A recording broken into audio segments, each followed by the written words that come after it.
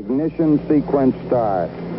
6, 5, 4, 3, 2, 1, 0. All engine running.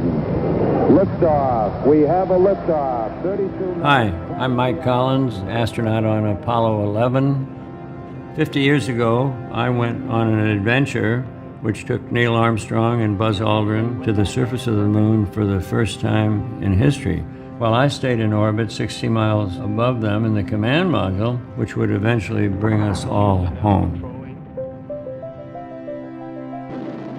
After a big breakfast, our rocket lifted off in the morning of July 16, 1969.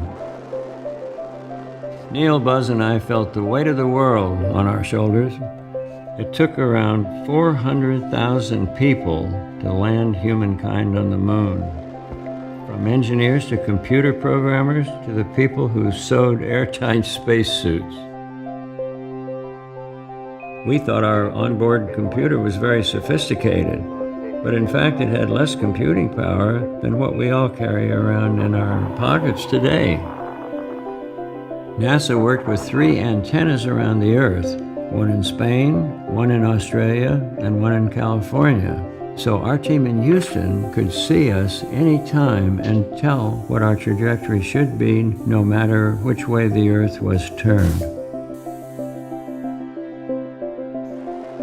We were in constant sunlight between the Earth and the Moon.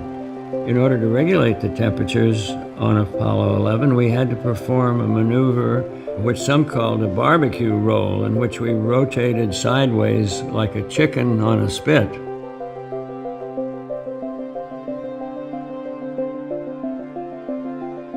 The first time we saw the moon up close, it was a magnificent spectacle. It was huge. The sun was coming around it, cascading and making a golden halo, and filled our entire window. As impressive as the view was of this alien moon seen up close, it was nothing compared to the sight of the tiny Earth.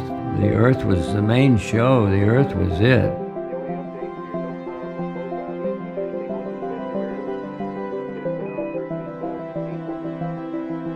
After a tense descent, in which they almost ran out of fuel, Neil Armstrong and Buzz Aldrin landed on the moon on July 20th, 1969.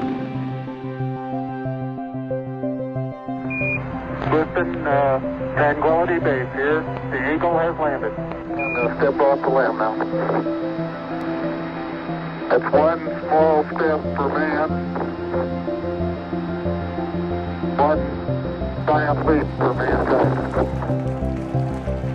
Neil and Buzz set up an American flag and a plaque that read, "Here men from the planet Earth first set foot upon the moon. July 1969 AD. We came in peace for all mankind." Behind the moon I was by myself, all alone but not lonesome. If you counted, there were 3 billion plus 2 people on one side and me on the other. I felt very comfortable back there. I even had hot coffee.